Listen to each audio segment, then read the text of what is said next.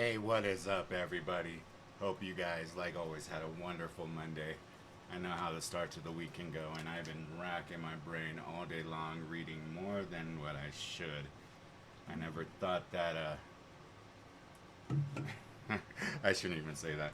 But, yeah, um, I've never been big on reading. I've always been, you know, how they always say we learn differently audio, visual, um, readers. Uh, but given that I elected to try out a new line of work, it's a lot of reading. I had thought about maybe I should just record like myself reading like straight through just once and then like listen to it over and over again. You know how like you would do with your favorite song once you hear it a couple of times, then you just start like with me when I hear a song that I love, I'm just it's on repeat. Trust me, that thing is. My friends are getting pissed at me, or like let me drive. I'm like, yes, that's cool. I don't have to drive tonight. But it helped me, just like with anybody. Anybody could remember some of their favorite songs just by hearing it over and over again. The reading has to really be something interesting to just attract my attention. So, anyways, that's been my Monday. Hope your guys' has been going better. Um, Going back to another topic from a different user, and these ones are a little bit more well known. This is what kind of actually got me really into YouTube. To be honest with you, I was always into YouTube for whether it be sports or I don't know, entertainment, video game stuff, whatever. And it really helped if I had a mic close by. Excuse me one moment.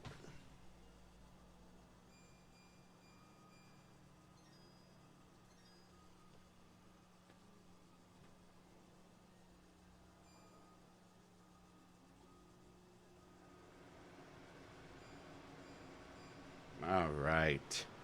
Without unediting that, since I've already spoken so much, I was just talking about, for those of you guys who didn't hear, about the fact that I never thought I'd find myself in a position to where I'm having to constantly read. So, yeah, I'm trying to get used to that. Other than that, I hope you guys had a wonderful Monday. Hope you guys are getting a chance to sit back, relax, and watch goofy YouTubes like me, or YouTubers like me. Um, what really got me into YouTube, like really, was of course the lockdown. I had always loved YouTube, what listening to Coast AM when I went walking for my daily exercise, and you know, hearing a lot of the topics that they've spoken about are topics now that a lot of people are getting into. And like I mentioned before, no matter what is covered, you've heard it before from another content creator. It's just done in a different manner. And you know what?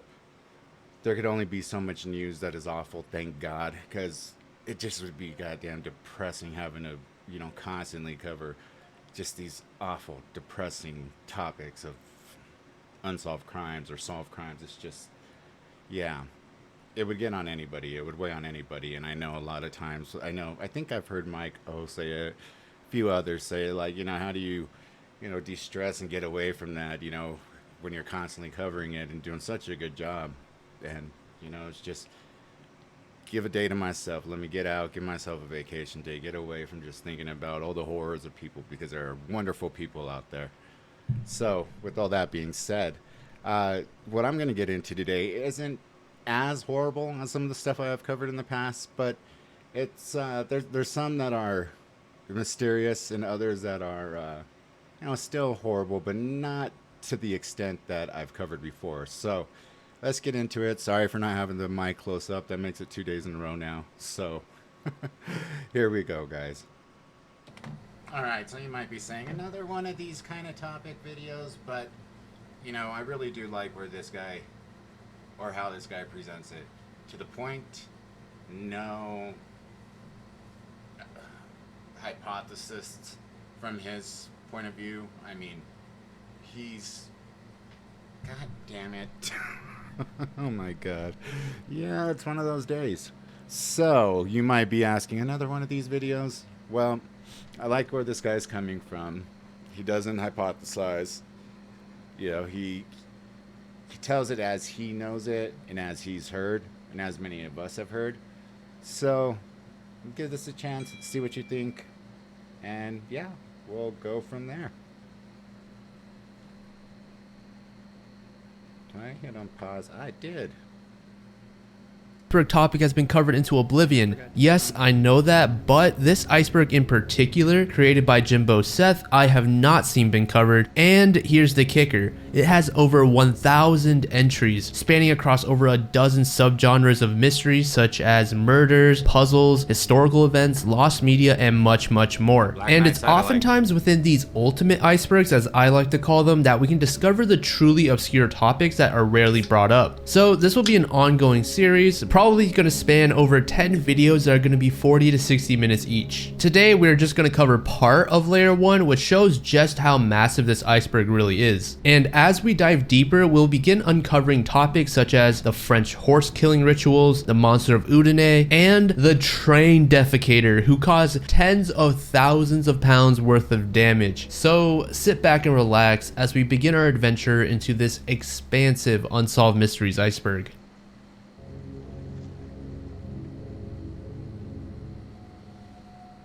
Albert Johnson, aka the Mad Trapper of Rat River, was the target of a massive manhunt in Canada, which resulted in a shootout where Johnson would be fatally wounded. Now, it should be noted that Albert Johnson is simply a pseudonym, as the true identity still remains a mystery, hence why he's on the iceberg. Albert Johnson's entanglement with the police began when he was reported by native trappers that he was tampering with their traps. Albert would trigger them, then either break them or hang them up on the trees. The RCMP, aka the Royal Canadian Mounted Police, would trek about 60 miles into the snowy wilderness. True story. And it's my fault. It is completely my fault. So, when I got a divorce, my ex opened up about 15 to 18 credit cards under my name because even though I didn't know it, she was still married when we were seeing each other, and I am 100 million fucking percent against that. Just because I know the feeling of what it's like to be cheated on when I used to be a big old blob. And gosh, I'd rather go through any physical pain, which I've gone through a lot, surgeries and stuff, when I've broken legs or ankles or had my appendix rupture inside of me and was hospitalized for over a month and a half. I ended up getting a lot of money back from the courts. So went out, bought all these collector items, real expensive stuff.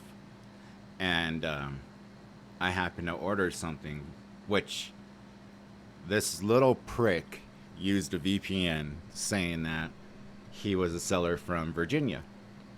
And so I buy this $3,095 comic book, and this little mother effer was in Canada, and he had received the funds through PayPal, which I thought was completely secure, but he sent a package, and given the amount, when I got the package, it was nothing like it was supposed to be.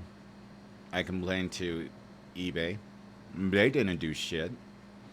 Or not eBay didn't do shit. I complained to PayPal. They especially didn't do shit. So I don't do Venmo or PayPal. Because Venmo's owned by PayPal. And this little mother effer got away with that much money. And so I thought, let me call the Royal Mounted Canadian Police. So I remember calling, and right away them speaking in French and Hablez-vous English. Oh yes, how can I help you? I'm like, okay. So I explained the details and everything. Nothing came of it. So then, and this is like a 1 in a million shot. I had ended up selling a book I shouldn't have sold, and so I was looking to buy another one that was going to cost me more. And I happened to see, and mind you, this was like a year or two after all this BS with this punk.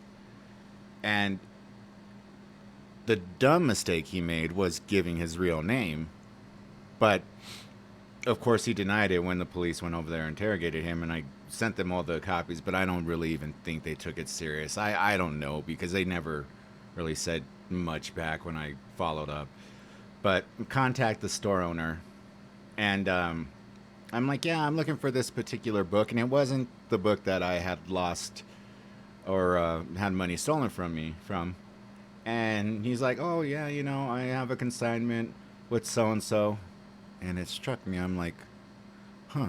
So I go back and I look and I'm like, holy shit, that is the same guy. And his consignment sale with this guy was the guy who robbed me. And I was so tempted to go to Canada. What part was it? Not Toronto, not Vancouver. I mean, it was a larger city, but I can't remember which one it was off the bat.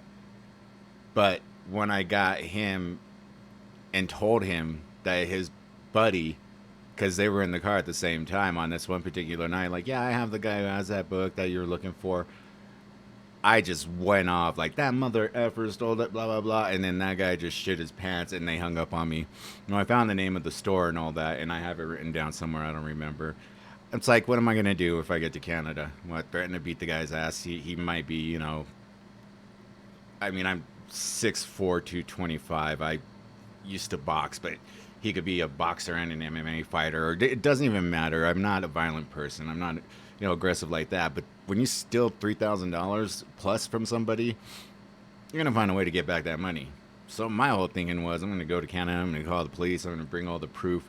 So now they see me face to face with this asshole. But I'm like, man, I'll break even buying, you know, the ticket, a stay for a night, whatever, you know. All I know is at least I put the fear in God, and I hope he is not robbing other people again, that little prick. Along the banks of the Rat River to confront Albert in his cabin for questioning. However, they would make this journey multiple times. The first time they approached Johnson's hut, he would simply refuse to talk to them altogether. When one of the constables, Alfred King, looked through the cabin window, Johnson would also place a bag across it. The two constables that visited Albert that day would eventually leave in order to return with a search warrant. About 5 days later, they would get their warrant and bring along 2 extra men. Again, Johnson refused to speak with anyone, forcing King to break down the cabin door. But as soon as he approached, Johnson would shoot King straight through the still closed door. Promptly after, a brief firefight would break out, followed by the retreat of the team. Luckily, King did get medical attention in time and he would eventually recover. Now, keep in mind, this all stemmed from a simple trapping violation. The 2 men that confronted Johnson at first were simply going to find Johnson and then ask Johnson to purchase a trapping license and then be on their way. The RCMP would then assemble a pretty massive group for their third visit to Albert Johnson. The group would consist of 9 men, numerous dogs, and then dynamite. The police would proceed to throw a stick of dynamite onto the roof of Johnson's cabin, which caused it to collapse. Following this, the men attempted to blitz Johnson, but he would open fire from a 5-foot dugout underneath his now ruined hut. This would lead to a 15-hour standoff where the group would eventually give up yet again and just retreat. The RCMP would return to Johnson's hut about a week later, but this time they would find that he is no longer there. Keep in mind, this was taking place in January, so winter is now in full swing. The police would have a very tough time in locating Johnson, but eventually they would come across his camp where Johnson would shoot one of the police straight through his heart. I wish I could say that they captured Johnson here, but yet again, he escaped. But in February, with the assistance of some air support, they would locate Johnson's trail and chase him down, yelling for him to surrender. Of course, Johnson refused, and he threw himself into the snow and began opening fire. Eventually, the group would circle around Johnson and capture him, albeit he was fatally struck by a bullet which severed his spine, so the police were not able to bring him in for questioning. When the police dug through his possessions, all they found was $2,000 in Canadian currency, 5 small pearls, and just a little bit of gold. Nothing that hinted at the true identity of Albert Johnson at all. And although in modern times and throughout the years there have been many theories and DNA tests to find out who Johnson really was, we still have no conclusive answer, and to this day his identity still remains a mystery. This entry refers to a very strange mystery website, and I believe it's pronounced as Et Namu. The website has been around for a while now, even having its own dedicated subreddit, although it seems that this community has been inactive for the last few years. But when you first visit the site, you are greeted with a very eerie ambiance, and if you click around, eventually you'll come across some hidden links that will take you further into the site, and it becomes much more unsettling. These hidden links can be almost anything. Sometimes it's tucked away into a small corner of an image, and other times it's a random letter in a sea of words. It's estimated that there are over 1,000 pages and links, all leading to a brand new page of cryptic imagery. However, the website doesn't just stop at cryptic text and pictures. There are a ton of various math problems, some of which can be very convoluted. But the weird thing about these problems is they all seem to revolve around the number 9, and if you delve deep enough into the website, you will eventually come across a forum that is still active to this day. Some internet sleuths have said that the active forum members can come across as a bit condescending when it comes to new visitors finding the forums. Could this hint at the website being some sort of secret cult, or is that just an over-romanticized shot in the dark? The owner of the domain is a man named David Dennison, who is an artist based out of the UK, and by observing some of his older works, we can see that he likes to dance around the topic of surrealism. So with this newfound knowledge of the domain owner being an artist, could that mean that this website is simply an art project? Possibly. As I said earlier, the website is still active and growing, and just to give you an idea of what sort of topics are discussed on these forums, feel free to pause the video on this screenshot. So to conclude this entry, I'll leave you all with a couple theories that I came across. The first being that this website was originally a community of people who gravitate towards David's art. Since his art is so abstract and can be interpreted in many different ways, it's totally understandable why the new domain holders would want to keep the site running so long after David's passing. The second theory is that this was all an elaborate art project with the combination of surreal art and esoteric puzzles / messages. It's possible that David had something to say that he only wanted a select number of people to understand. Now, the third isn't exactly a theory, but rather a statement. On a video created by Elder's Vault said that he got in touch with a head forum member on the site, and after a long period of speaking with each other, the head member would eventually come out and say, the website is an illustration of the group's core beliefs. It's a slight glimpse into God and how God exists only in numbers and mathematical equations, essentially saying that math is God and the number 9 is the best illustration of God that we have. Elder's Vault added that this was the last time that the member would respond to his messages, and he would be ghosted from that point on. Okay, so something about the number 9. Tesla really believed that there was a link between the numbers 3, 6, and 9. Some say that he was obsessed with 369, that it, and this is way over my head. Like I said, in college, I studied analytical chemistry, which is just a fancy way of saying statistics, for a semester, and physics for like half a semester, maybe. Then I had a family tragedy and had to leave my first 2 years of college before going back. But anyways, I don't know exactly what he meant 369 would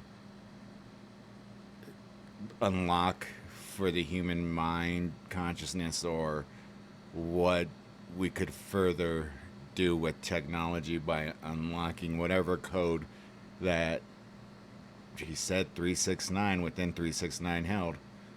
I know, and I don't know, this could just be BS from other people, but I know other scientists had also said, oh, there's a number between 3 and 4, almost as if, I guess the best analogy to use is the same way that the Christian Bible or Catholic Bible was put together. It was put together by men, that the number system, there was a number left out between 3 and 4, that a number came in between those numbers. If people have been carrying that on forever too, I don't know the meaning of 369 or what number would possibly be between 3 and 4. So I just thought I'd throw that out there for those of you guys who might have known about this or are interested in that kind of stuff.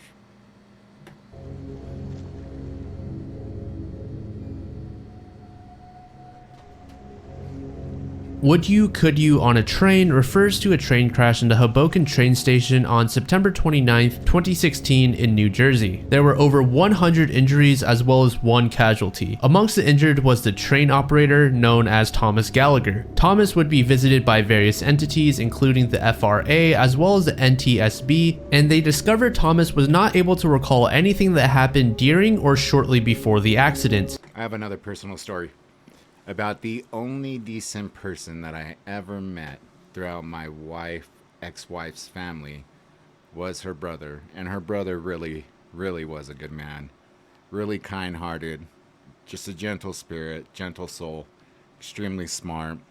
He was, and I don't want to like give away his title, but he's really big for a train. Like, what would are they companies? I mean, you know, you have like, what is it? Pacific Railroad, BNSF. I mean, what are those? I don't even know what the correct term would be, but anyways, he's really big within those companies and heads up, the units that go out and investigate whenever there's a derailment. So if, a train derailment occurs, I don't know if it's just necessarily because I know it's not for the NTSB. It has to be for the again the company that he works for directly. So if it's one of their trains, no matter what, he has to go out and head the crew. Or I don't even think he really has to go out. I mean, he's so high up there, he just dispatches whoever he wants, but he's a real hands-on person, so he will go out a lot of the times. And he's never divulged anything, during the 7 years that I knew him. He would just talk about, how just, it's amazing. It's almost like, when a plane crashes, almost everybody dies. I mean, the fatality rate is insane. And I always used to think, like, why do so many people die on trains? But then when you're thinking about how much steel, how much weight and force is put upon these trains whenever they derail or they, crash or whatever, the lethality rate is pretty damn high as well. So my ex's family not wanting to be doom and gloom or talk about subjects like that around the children, wouldn't really ask, but I just know statistically it's pretty damn bad.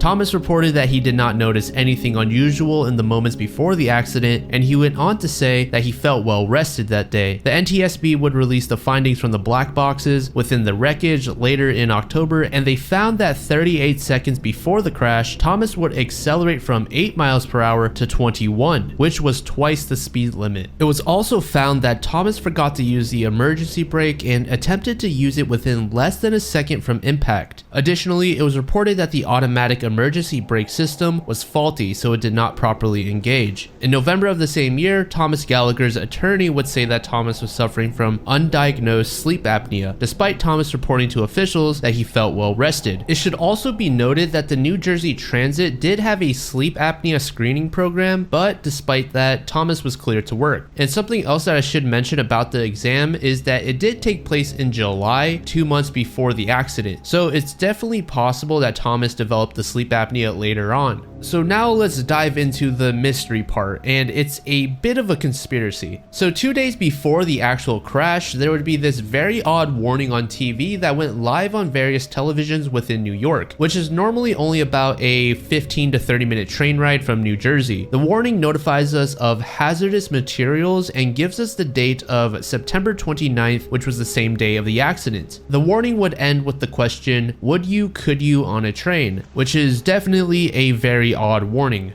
It's tough to believe that someone such as Thomas Gallagher, who nearly has 2 decades worth of experience at the time, would simply forget to pull on the emergency brake.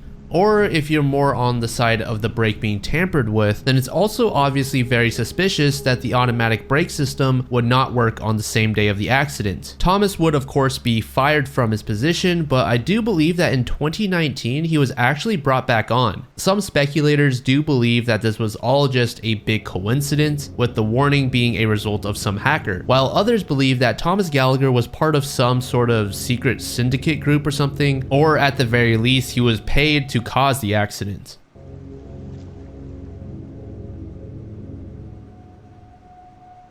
Oumuamua was first discovered in October of 2017 by Canadian physicist and astronomer Robert Werjik by using the Pan-STARRS telescope in Hawaii. And apologies if I absolutely butchered Robert's last name, but what exactly is Oumuamua? Well, we actually are not sure entirely, but it is described as a small object by space standards estimated to be no more than about 2,000 feet by 400 feet. What makes Oumuamua special though is it's a one-of-a-kind celestial body that has supposedly reached our solar system from another solar system. This is very interesting, and actually this is on the Joe Rogan show, or the Joe Rogan Experience, excuse me. So, before the Pentagon released and retermed UFOs to UAPs, for those of you who may not know, UAP standing for Unidentified Aerial Phenomenon, wanting to get ahead of the curve, making sure that this isn't Chinese made or Russian made or whatever the case may be. There is a physicist with Harvard. I believe he's with Harvard or Yale. I just know it's one of those big schools. And before the announcement, before they had Captain David Fravor, who was the first of the 4 captains of the footage that was released from the Pentagon to actually accept an invite on the Joe Rogan show and discuss his experience and actually what they saw and how interesting the mechanics work. Let me get a little bit into that before I continue to what this physicist from Harvard had said about Oumuamua. David Fravor and his crew, they were conducting an exercise out near San Diego, out in the ocean. That, of course, their planes were unarmed, and it was just, it wasn't like a real world exercise, but, it was a real world exercise without being loaded with any type of weaponry. It was more of a scouting mission more than anything else, the way he kind of explained it. But of course, he's a lot of it's, top secret, and they have to, blur out some of the radar.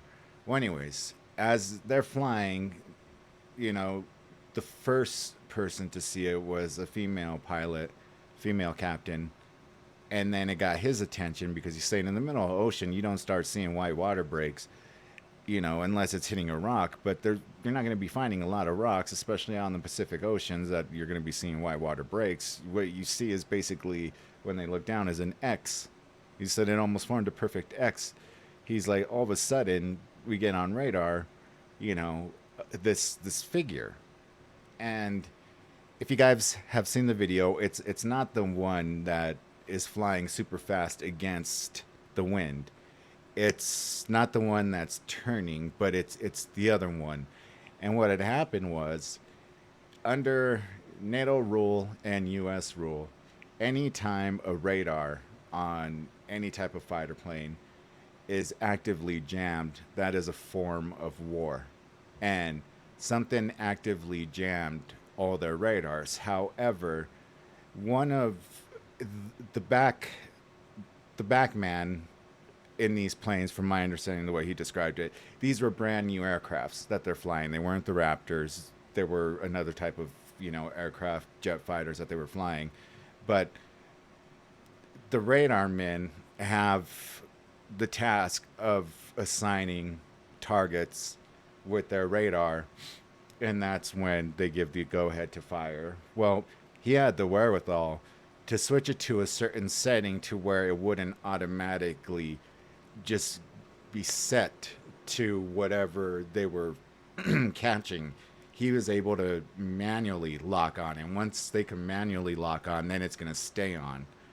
So That's what each and every person did from each and every one of those videos. So they all lucked out by manually locking on. That's why you see it so hard, like on that one that's flying, really fast for the guy to keep up because he's manually locked on, but he's still having to move the camera. Anyways, that's was that is when they got back to the ship, people were making fun like, oh, I heard you heard seen this, seen that.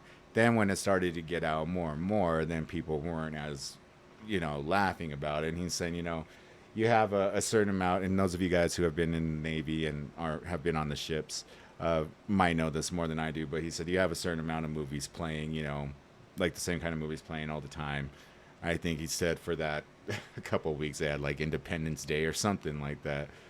And they weren't really razzing them or hazing them, not giving them much shit. But when the Pentagon received word of it, they just took a digital copy. He said I was never visited by men in black. He's like, out of the 20, 30 years I've been flying, I've never ever seen anything like this. He said my mother-in-law was always interested in this kind of stuff and always asked me if I ever seen a UFO, and always told her no, and he had actually played pranks on people who would go stay at this island in the Pacific. They would turn off all their you know, since they're traveling faster than the speed of sound, you don't hear it coming, but they would turn off all the lights in their cabins and their jets and all that. And the people who are staying on these islands, are out there UFO hunting. And he's saying right before they would hit this island, they would hit the afterburners and just shoot straight up, saying he's scaring the living shit out of people who are on this island. But that's neither here nor there. So when he sees this, he says, he waits for all the family to leave, and he tells his mother-in-law finally, he's like, okay, I saw something. And that's when he started getting convinced, okay, go do the Joe Rogan experience. As I like to do in a lot of my videos, I go through these roundabout, to get to a point. After that, he had Bob Lazar. I could talk about Bob Lazar all day long. There have been body language experts to find out if he's telling the truth. Each and every one of them say he's absolutely telling the truth. 37 years, going on 40, he's never once deviated from how he explains it. So he was on, and then they have this physicist on from Harvard talking about this Oumuamua.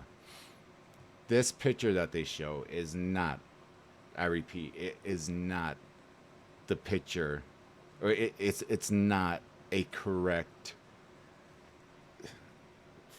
nothing about it is correct. It's not some rock looking figure. What they've been able to determine is that it's flat. They've also determined that the top of it is like a multicolored, depending on when they had spotted it. I think it's kind of gone out of range to observe it like they had at one point when it entered the solar system.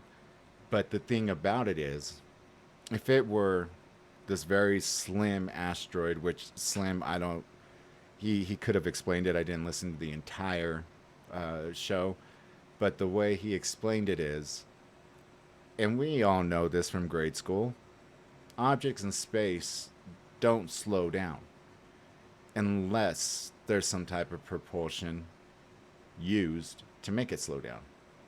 This item or this object has shown increases in speed and decreases in speed.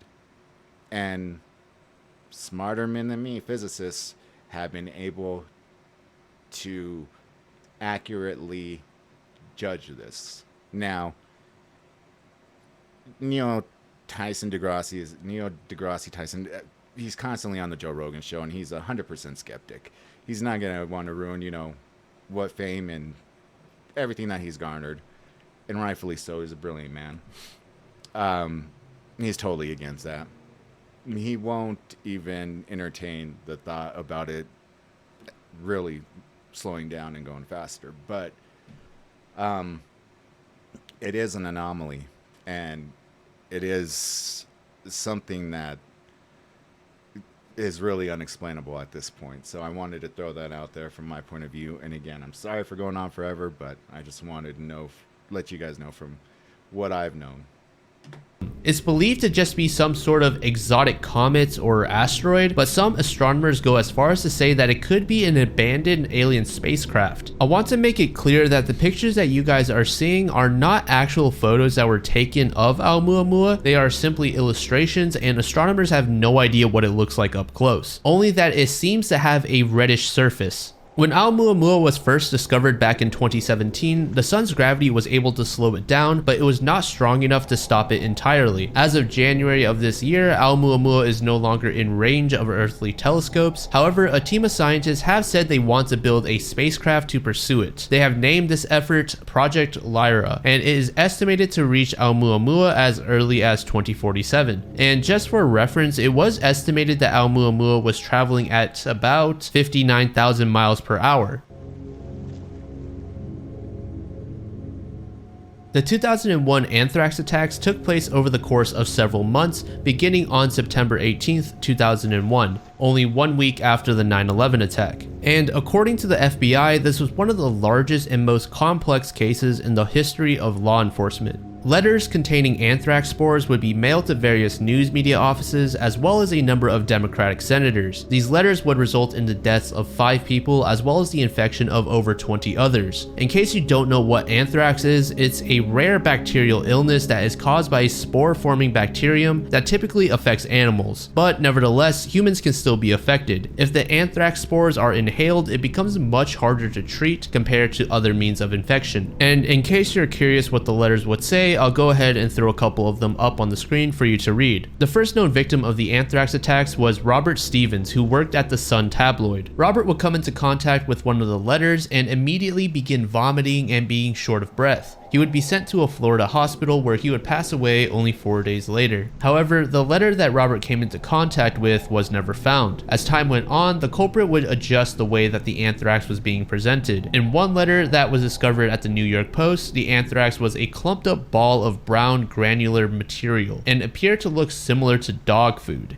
Afterwards, the anthrax would be turned into a highly refined powder of nearly pure spores, and as we learned earlier, inhalation is the most dangerous way to be infected. There were various suspects during the investigation of this case, such as Bruce Edwards Ivins, who was a scientist at the government's biodefense labs in Frederick, Maryland. Bruce would only become a suspect as of 2005, but in 2007 he was put under surveillance and the FBI labeled him as an extremely sensitive suspect in the 2001 anthrax attacks. In July of 2008, Ivins would take his own life with an overdose of Tylenol. Only a month later, federal prosecutors would declare that Ivan was the sole perpetrator based on DNA evidence that led to an anthrax vial within his lab. They declared that Bruce made the various anthrax powders using readily available laboratory equipment, and in 2010, the FBI formally closed the investigation of the anthrax attacks. Now, at a quick glance, it may seem as though Ivins was indeed the one responsible for the attacks. However, in 2008, the FBI requested a review of the scientific methods used in their investigations, and that report would not come out until 2011. The report would cast doubt on the conclusion that Bruce Ivins was the perpetrator and go on to say that there was not enough evidence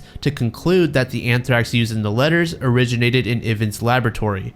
And even if it did come from Ivins' lab, many experts disagree that Ivins was the one responsible, as at least 10 other scientists were regularly found accessing the lab with the anthrax stock. The FBI would later claim that they identified over 400 people at the Fort Derrick lab in Maryland who had access to the lab. So while it was formally concluded that Bruce Ivins was the culprit, there is enough evidence to also argue that he was innocent, or at the very least, not the only one responsible. This topic is huge and has so many nuances and other details that I wasn't able to cover. If I did include them, this entry by itself could span across like at least 30 minutes plus. So definitely give this topic a read on your own time if you find it interesting.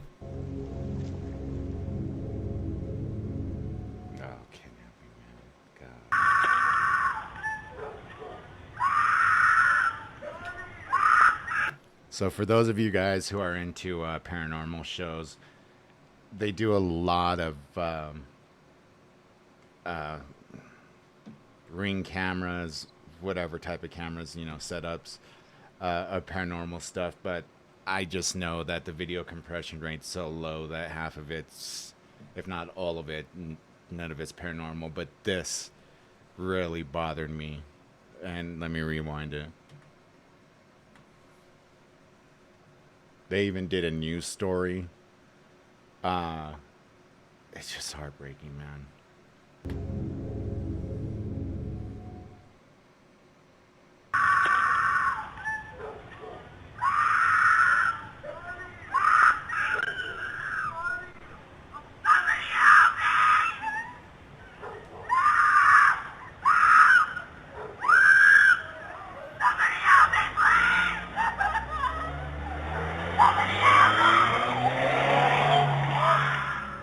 And in the background, you could hear him say over and over, "I'm sorry, I'm sorry." Piece of fucking shit. I'm sorry, I accidentally hit the wrong button here with my clumsy hands.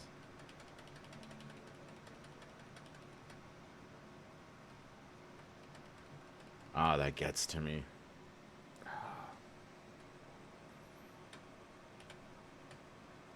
It's like, what do you do? You know, is this person armed? You know, can you save them without, I mean, it's just a natural instinct, you know, for self-preservation, and, you know, you want to help, but what can you possibly do if, I mean, you don't know what this, I mean, if this maniac is out here allowing, you know, somebody to, you know, be yelling at the top of their lungs to try to, you know, save their own lives. I mean, just asking for help, like, unless you're armed, and oh my God, that just bothers me every time. I'm sorry. I don't know what button I hit to go back so far. I got big ass hands, okay? They're like 10 inches from, you know, to the palm, so I'm sorry. This,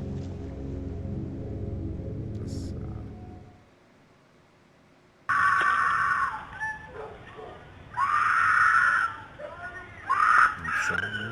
I'm sorry. Almost seems to have an accent.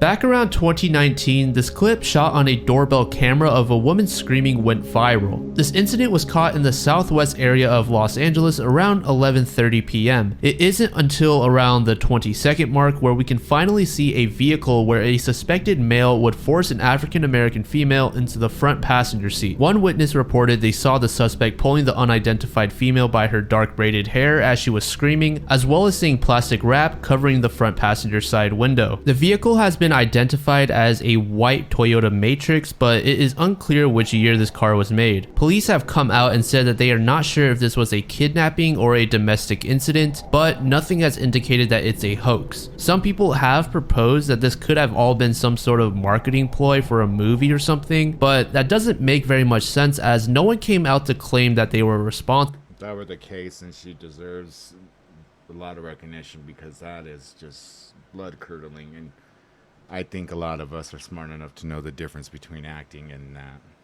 Thus making it hard to justify that this was some sort of sick attempt at gaining clout. And apologies that I can't really provide anything else for this entry, as there really is little information known about this.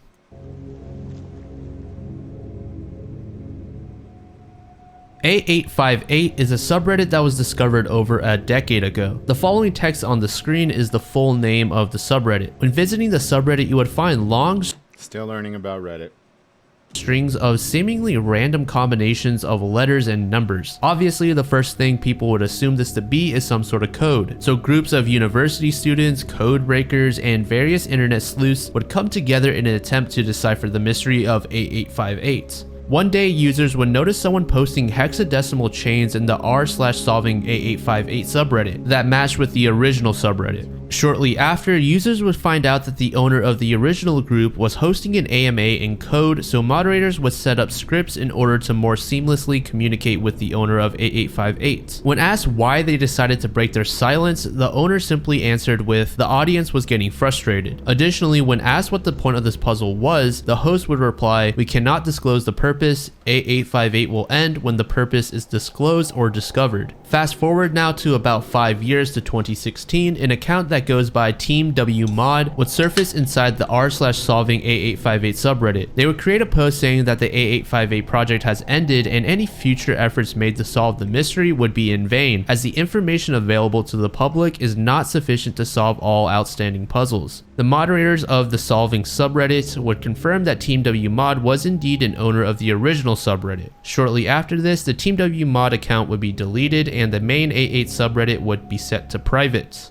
But our story doesn't exactly end here. A couple Reddit users were able to get in touch with one of the people behind 8858 and they said they were paid by a separate entity to post various code puzzles using encryption or other methods of text manipulation. This John Doe would go on to say that even they themselves were unaware of the true purpose of the project, but they simply did as they were told. Additionally, this person would say that the reason that the project was shut down was simply because the company responsible didn't want to fund the project anymore. Why that is, we are not sure. Another 2 years later, in 2018, the original subreddit would be reopened, but this time the account that went by the same name would be deleted and a new moderator would take their place. But after a week, the subreddit again would be closed and has been ever since. Of course, there are many theories regarding why this subreddit ever came to existence, but it seems like the one most people agree with is that 8858 was all a recruitment program. Whoever the company was that commissioned the project wanted to bring on talented individuals that were proficient in cryptography or cybersecurity to bring on into their staff.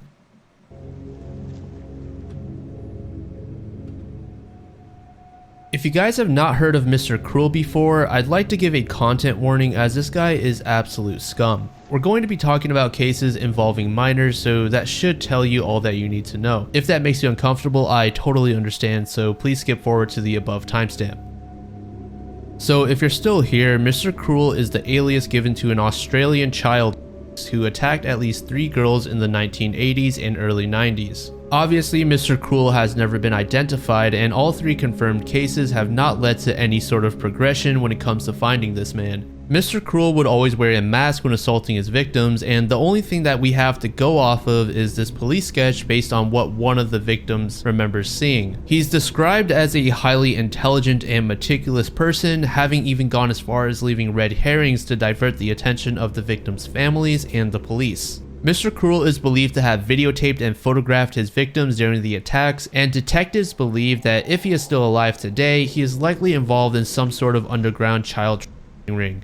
And knowing how advanced technology is nowadays, I wouldn't doubt that this monster is still repeating these despicable actions and ruining the lives of minors. The strange thing about Mr. Cruel is that he releases his victims. In one case, he abducted a girl named Sharon Wills and told her that she would be released in about 18 hours. Once that time ran out, he indeed did release her, even going as far as to carefully bathe her so that there are no traces of his DNA.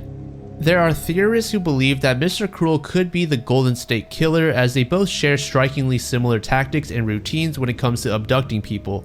Mr. Cruel first began assaulting minors in 1987, which is about a year after the sudden disappearance of the Golden State Killer.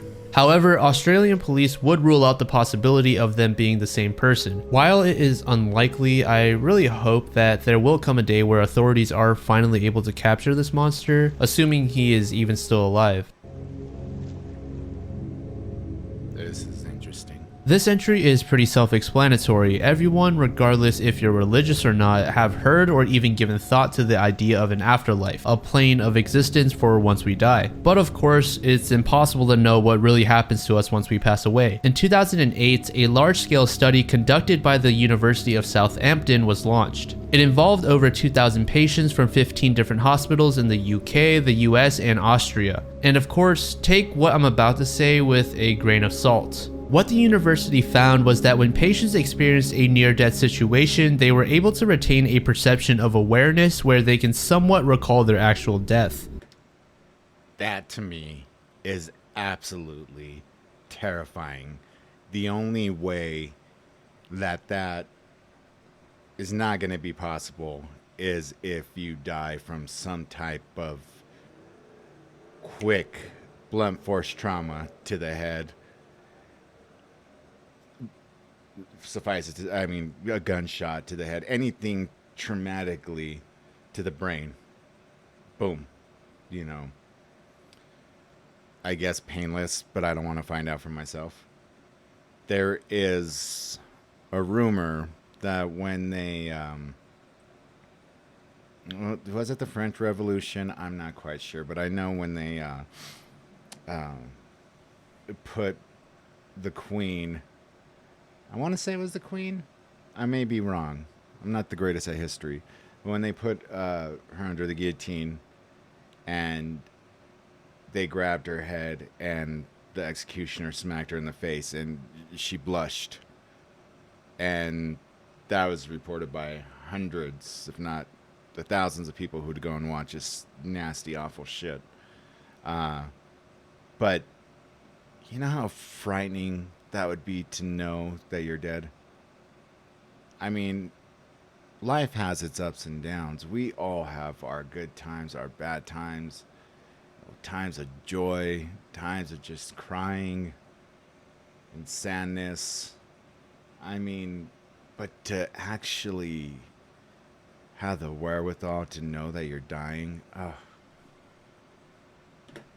This is what would be reported by 39% of the patients who survived would say when they went through structured interviews afterwards. Additionally, it should be noted that pretty much all of them couldn't recall explicit events during that time. Honorary researcher Dr. Parnia would go on to say that this suggests more people may have mental activity initially but then lost their memories after recovery, either due to the effects of brain injury or sedative drugs. Among the patients that reported a perception of awareness, 46% would say that they experienced a broad range of recollections in relation to death that were not compatible with the commonly used term of near-death experience, while only 2% would exhibit full awareness with explicit recall of seeing and hearing events.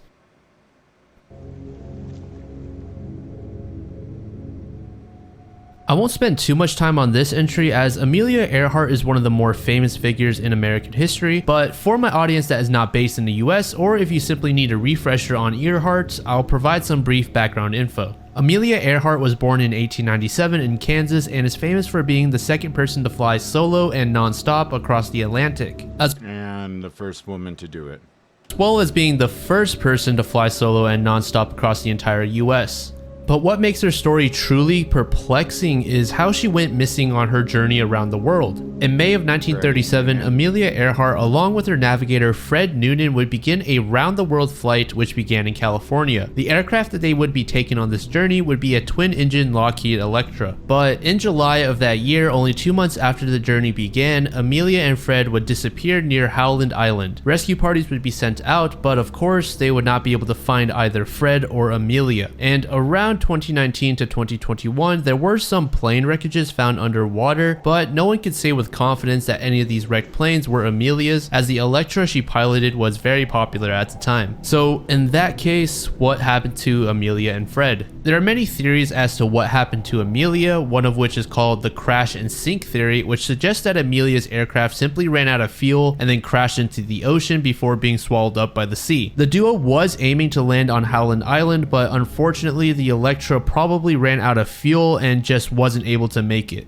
If for whatever reason I was forced to pick a theory as to what happened to Amelia, I probably would pick this one as it's oftentimes the most simplest reasoning that is true. But if you're more of a speculator, some people suggest that Amelia was actually shot down by Japanese military forces, or at the very least was captured by Japanese. A common criticism you will find if you tend to lean towards this theory is that the Marshall Islands controlled by the Japanese were pretty far from Howland Island, and in order to reach them, Fred and Amelia would need to completely veer off course as they began to close in on Howland Island. Then there's the castaway theory that suggests Earhart and Noonan landed their plane on, and I apologize if I butcher this name, but they may have landed on Nikuma Roro Island. The two would live on the island for a short stint before passing away from dehydration.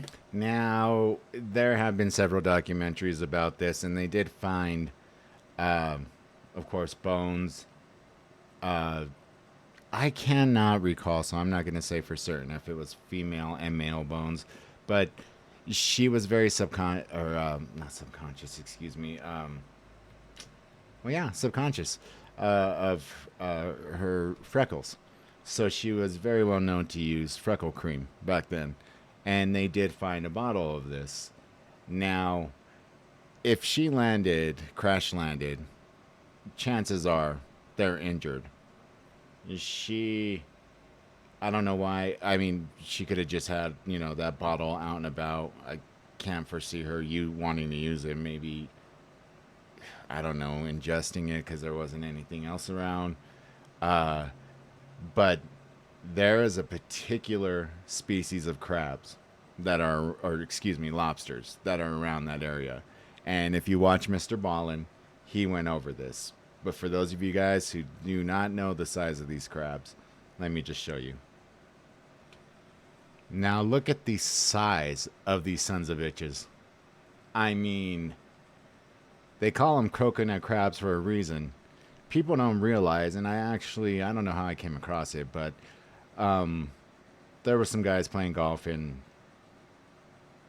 it's probably Australia because that's where all the weird shit always happens, but there was a crab that snuck up on some golfers, and one of them took a liking to the guy's driver, and they're trying to get the guy, the crab off the driver, and he has his, his hooks into it, and the more and more they keep on trying to get off, all he does is just barely close and just crushes this graphite like it was nothing.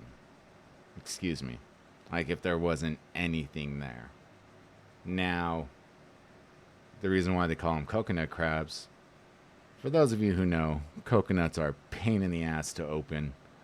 So, these are known for scaling trees very well, as this picture will show right here.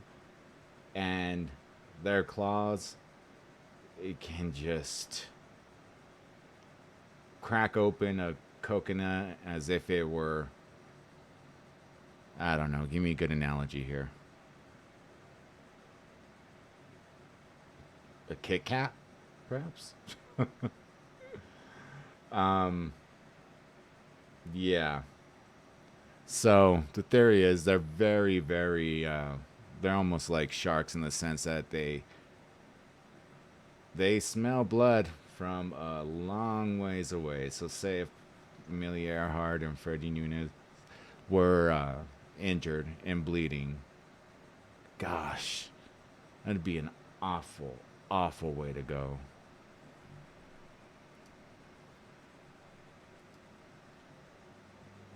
And starvation. Additionally, this theory often brings up the topic of bones being found rumored to be from Amelia. But if none of these float your boat, then there is one other theory. Aliens.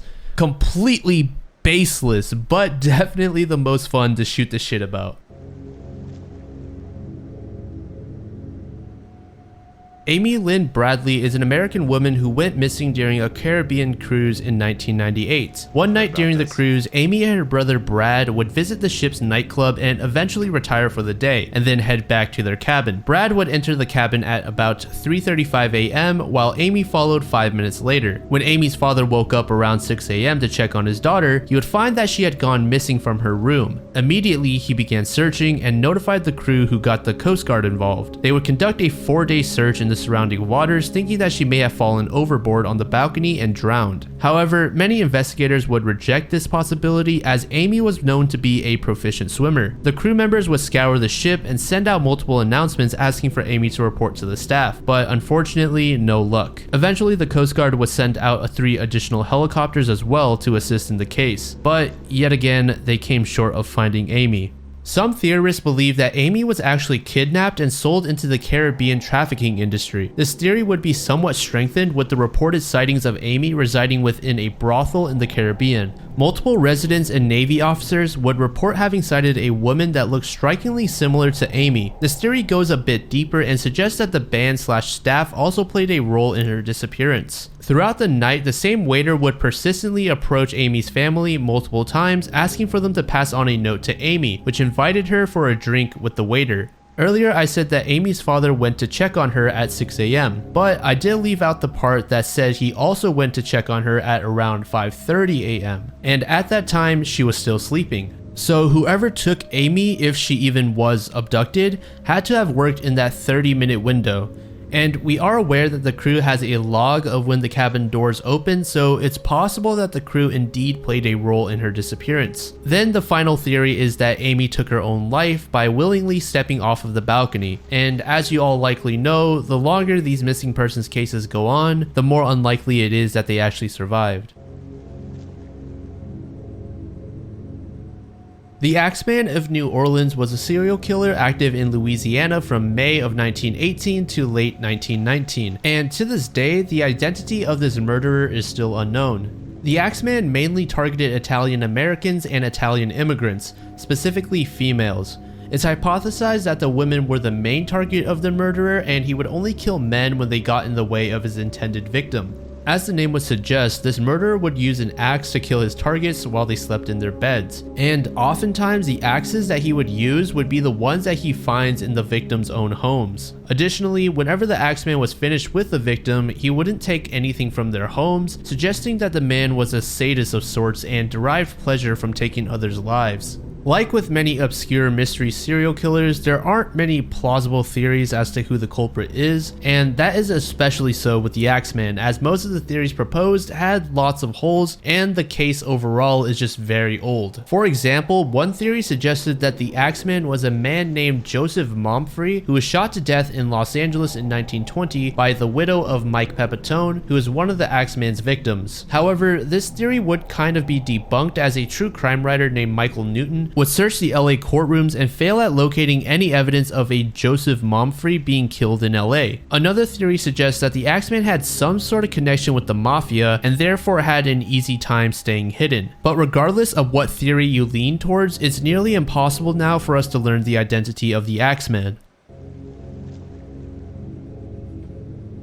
So I forgot the term, the phobia for those who are afraid of clowns. But who remembers this whole Rondo Nautica thing? I know. Okay, so we're not, as far as the mass public knows, we're not quite there with quantum computing. I know they said they were able to teleport a tardigrade from one point or one, not plane of existence, but from one set point to another through quantum computing. Now, they're so freaking tiny. I don't know how they identified that it was the exact same tardigrade. If you guys don't know what those are, they're pretty indestructible little little they're not, I don't know, they're not bacteria, but they look like little blind cows that are nearly indestructible.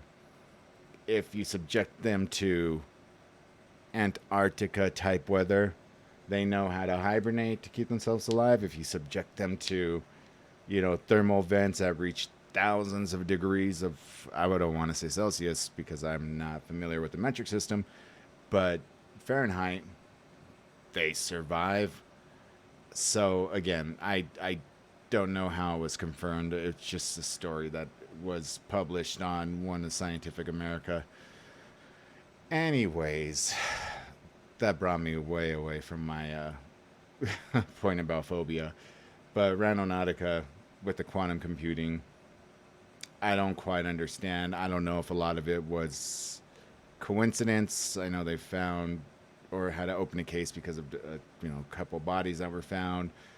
People perhaps just putting it in their minds and making it more than what it was. I don't know. But a lot of fools out there trying to scare the shit out of people on clown sightings, whether or not they were carrying real machetes or just Halloween machetes, I don't know. But if I saw a clown and they were carrying a machete, I would first err on the side of caution. Then I would make sure if that was a fake machete, then I'm going to go in and be like, dude, what the fuck are you doing? And then if he swung at me, it's on.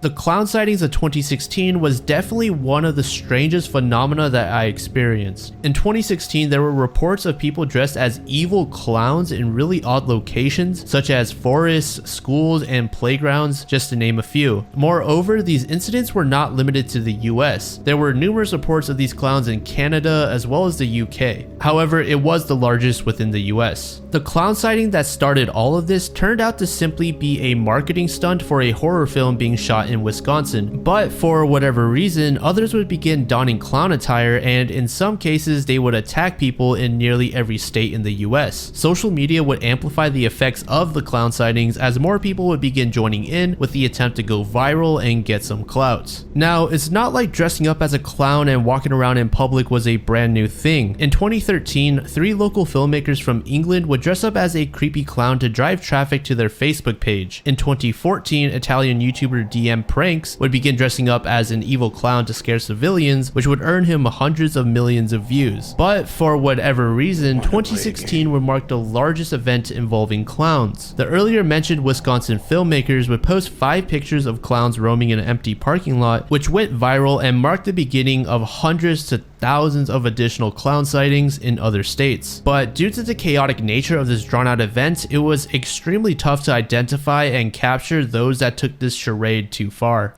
If I were a little kid, I'd be like, brother, because my brother's, a lot taller than me. I'm 6'4.5". He's like, what, 6'8", 6'9", somewhere around there. I think he's like maybe 6'7", 6'8", somewhere around there. I mean, that's still pretty damn tall. Everybody was like, at the age of 13, you were taller than what he was at 13, but he didn't stop growing after 18. I stopped growing when I was like pretty much a junior in high school in height. I kept on ballooning the opposite way, but was able to get that under control. But nope, he continued to grow tall, and I never surpassed him in height. But as a little brother and always wanting to be better than your brother, yes, there's some areas I did pass him in, thank goodness. Like hitting a home run before he did, or pinning him to the ground, or being the first to beat him in arm wrestling. But believe me, if I were a little kid and I see some clown like that, he was in earshot, I'd be like, brother. And he probably would have just let me get mauled. Be like, stop bothering me. You know how older brothers are against younger brothers. He was 9 years older than me, so. And he got married very young, so he was a lover, not a fighter. Still would have been calling on him, though.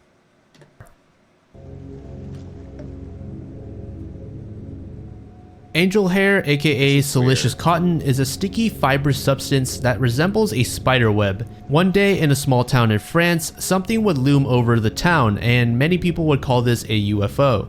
Shortly upon arriving, the quote-unquote UFO would begin emitting a strange web-like material. Extraterrestrial enthusiasts would theorize that this stuff comes from ionized air sleeting off an electromagnetic field which surrounds a UFO. But of course, skeptics would disagree, and a few explanations would promptly be brought to attention. The first and likely most plausible explanation is that this was exactly what it looked like, spiderweb, and what the people saw in the sky was not a UFO, but rather a colony of spiders migrating. Yes, apparently spiders can fucking fly, or at the very least they can slowly descend. Apparently it was not a UFO, but rather a colony of spiders migrating. Yes, apparently spiders can fucking fly, or at the very least they can slowly descend. In order to migrate, spiders will raise their abdomens to the sky and begin extruding strands of silk before floating away. And there are certain species of spiders that do live and travel in groups, so it's very likely that this material all came from a group of spiders. In fact, in England and in other parts of the northern hemisphere, dwarf spiders can be found frequently causing showers of their own thread. But nevertheless, some people are still dead set on the idea that this substance was from aliens.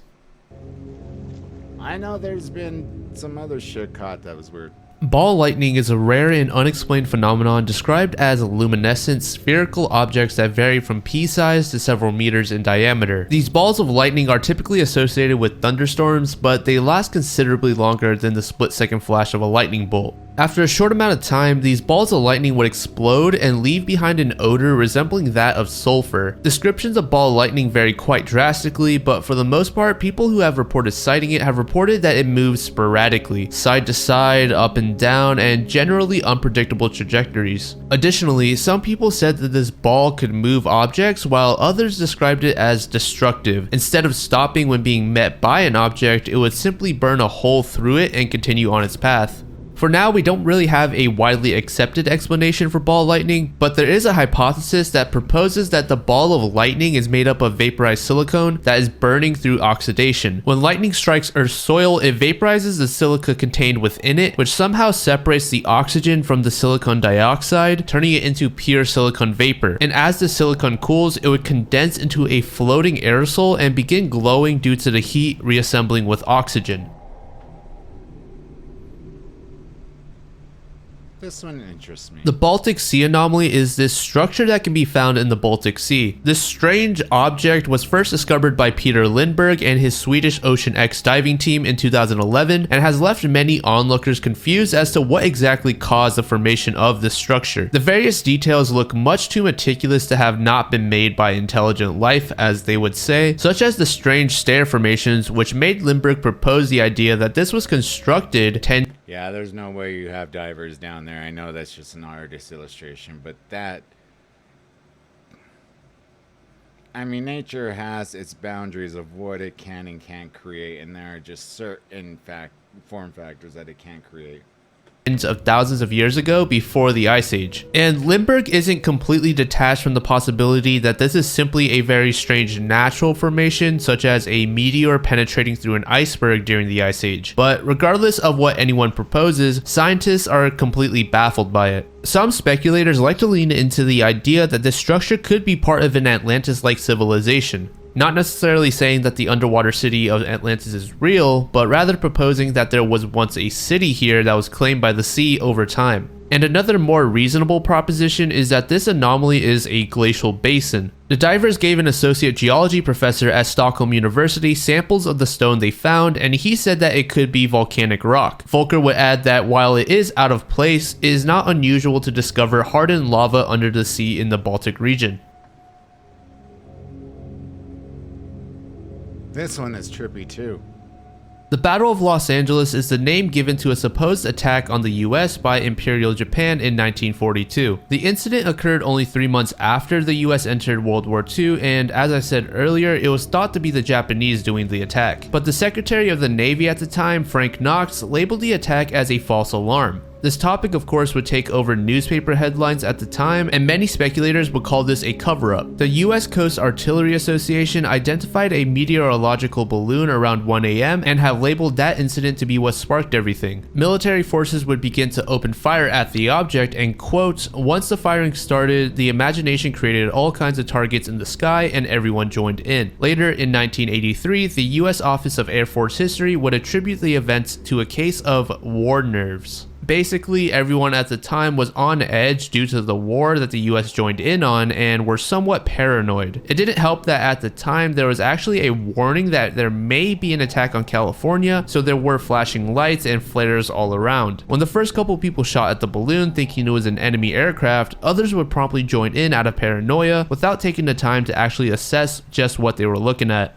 When World War II finally ended, the Japanese government would say that they had not flown any aircraft over Los Angeles during the war, which is what made the US declare that it was a balloon that caused the initial alarm.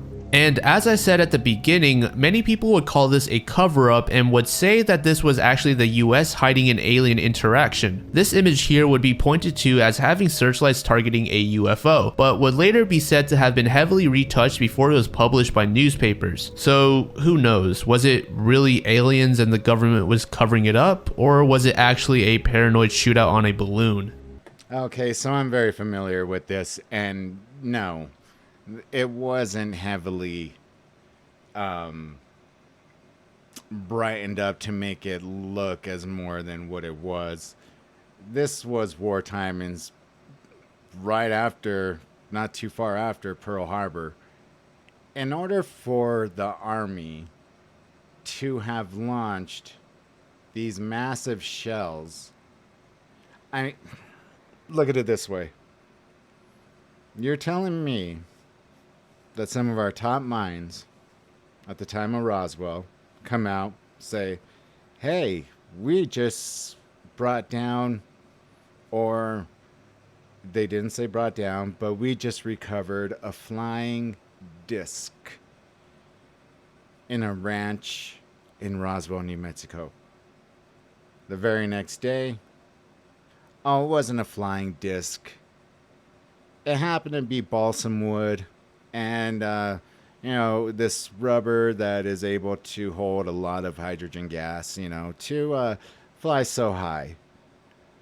How in the fuck are you going to confuse balsam wood and rubber and whatever, a few scientific equipment that was on board this, weather balloon for a downed UFO, unidentified flying object, or UAP, however you want to look at it? So, Pearl Harbor happens. Government's on edge. They felt, okay, the next attack might be coming in Los Angeles. These guns are not small. We're not talking about even, which would be freaky enough, 50 caliber rounds, falling at terminal velocity. And those things are easily going to penetrate somebody's roof. I'm talking about pretty big rounds. If that was a balloon, it's a pretty big balloon. It's pretty illuminated by all these spotlights, which, if it was a balloon, you could still see shells firing at it.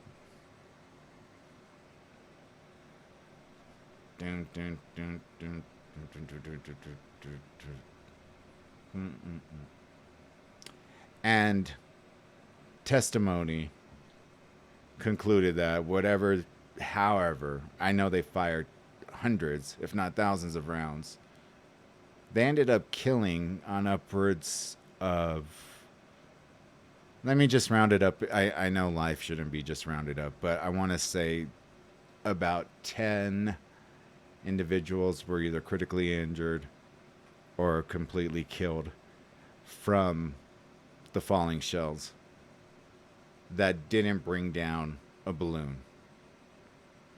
I could go out back, fill up a helium balloon, use a blow dart, and boom, it's down. If I had a gun, I'm sure it'd be down a lot quicker. You're telling me that these massive artillery shells didn't bring down a balloon, didn't have enough power to penetrate rubber? It's not like it was a non-Newtonian fluid that stiffened harder than hell when it, got hit on impact. I want to, and I'm a believer in the unknown, in UFOs, and I do believe that they have visited, and from that point on, you call me loony, call me crazy, whatever. I also believe in God. I'm a religious, so, we all have our different beliefs. We all have our different thoughts. Those are mine. I'm welcome to believe those, and I respect whatever you believe in, but come on.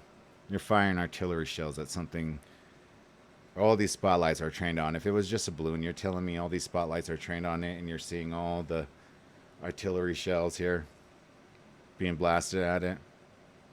It's not a balloon. Touched before it was published by newspapers. So who knows? Was it really aliens and the government was covering it up? Or was it actually a paranoid shootout on a balloon? So that's going to mark the end of part 1 of this series, and we still have like over 100 or so topics before we are even done with layer 1, which is just crazy. If you made it through until here, thank you so much for your time, and if you enjoyed the video, leaving a like would really help me out. And if you'd like to get some more content right now while I work on part 2, feel free to click on one of the videos on the right. And shout out to my editor who helped me edit a large chunk of this video. I should be able to put these videos out a bit quicker now that I actually have real help on my end. So with that being said, I'll talk to you all again very soon. Well, I want to thank you guys for sticking around. I had a rough start there. Uh, but I want to ask you guys to stick around for the next one. I'm going to cover somebody who I haven't covered in a few days or a few weeks or maybe a couple weeks. Either way, uh, one of my favorites. So I will be back shortly. Until then, thank you very much, guys. And you know what? Peace.